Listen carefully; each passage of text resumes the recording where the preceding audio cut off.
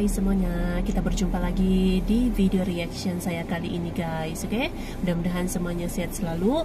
Nah, kali ini saya mau tengok video tentang ini ya.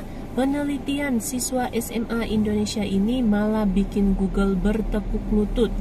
Penelitian tentang apa ini? Oke, jadi anak-anak muda Indonesia ya, ini anak siswa SMA ini ya, masih muda ini. Penelitian apa ini yang dilakukan oleh anak SMA ini ya? So, jangan lama-lama lagi, mari sama-sama tengok video ini. Let's go.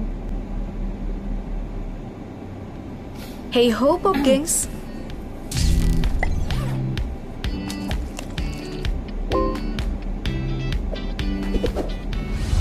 Pasti kamu tahu dong nama-nama penemu seperti Albert Einstein, Thomas Alva Edison, atau Nikola Tesla. Nah, dunia berkembang seperti sekarang ini ya karena penemu-penemu hebat tadi. Tapi tahu gak sih kalau di Indonesia juga punya penemu handal yang udah banyak membantu orang-orang di dunia ini. Tapi sayang, para penemu asal Indonesia ini malah lebih sering mendapat apresiasi dari negara lain ketimbang negara sendiri. Makanya tuh, penemu asal Indonesia malah lebih banyak berkiprah di luar negeri daripada di dalam negeri. Seperti yang bakal dibahas daftar populer kali ini, yaitu penelitian karya anak bangsa yang disikat negara lain.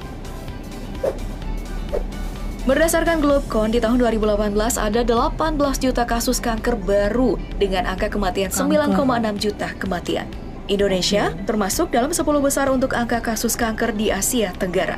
Nah, kekhawatiran tentang kanker ini nih yang menggerakkan Warsito Taruno yang menciptakan alat penyembuh kanker yang bernama Electrocapacitive Cancer Therapy atau ECCT.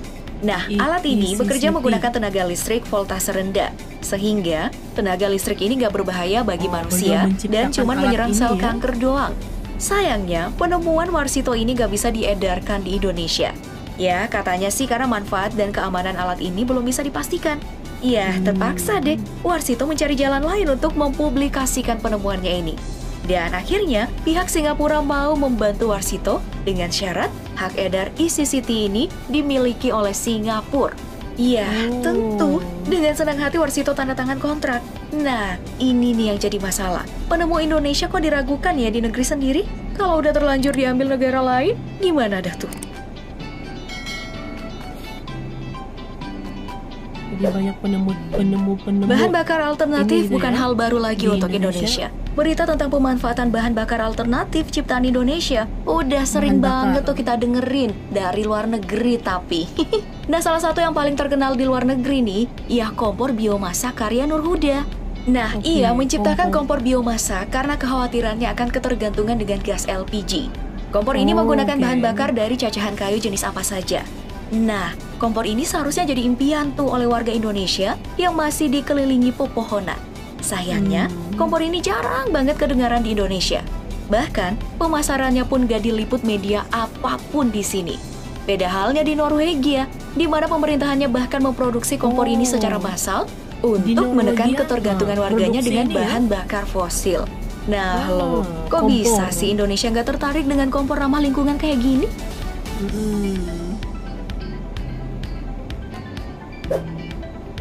Pasti tahu dong mobil Tesla milik Deddy Corbuzier yang viral kemarin?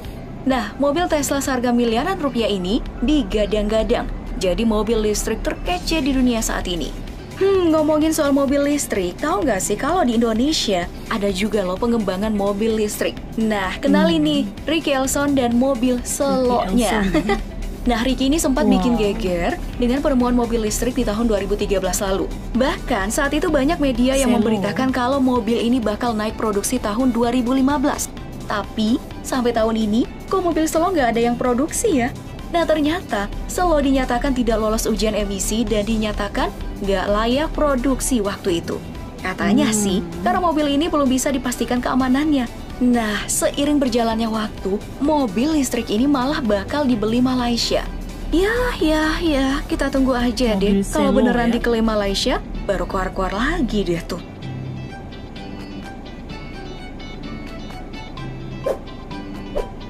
Di zaman serba cepat kayak sekarang ini, semua orang punya kemungkinan untuk jadi penemu yang hebat.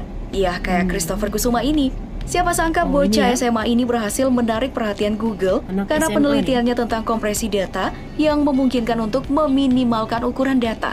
Nah, penelitian ini meminimalkan diawali ukuran dengan data. kebiasaan Christopher mendownload game dan sering kehabisan kotak. Nah, muncul deh tuh anak-anak pemikiran, Indonesia nih ya, gimana kalau ya soal kalau ukuran komputer nih, datanya lebih kecil? memang pintar. Dimulailah penelitian Memang bijak. bocah ini tentang kompresi data. Tapi yang namanya penelitian pasti butuh dana dong ya. Setelah membuat proposal dan mencari dana kesana kemari, bocah ini hampir menyerah karena penelitiannya sering banget ditolak di Indonesia.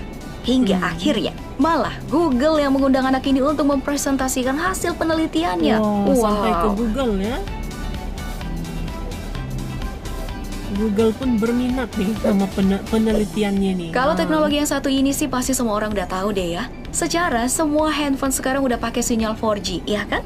Nah, 4G. ada yang tahu nggak sih kalau konsep dasar dari 4G ini ditemukan oleh Khoirul Anwar, seorang pria asal Kediri yang menempuh pendidikan di negeri Sakura, Jepang. Penelitian Pak Khoirul tentang Double Square Waves Fourier Transform atau DSFT pada saat kuliah di Jepang yang jadi macam-macam dasar bidang konsep ya, dari yang 4G. ini gitu, Wah, diteliti gitu. andai aja Indonesia duluan sadar ya dengan hal ini, pasti Indonesia udah jadi salah satu negara dengan perkembangan telekomunikasi yang sangat maju.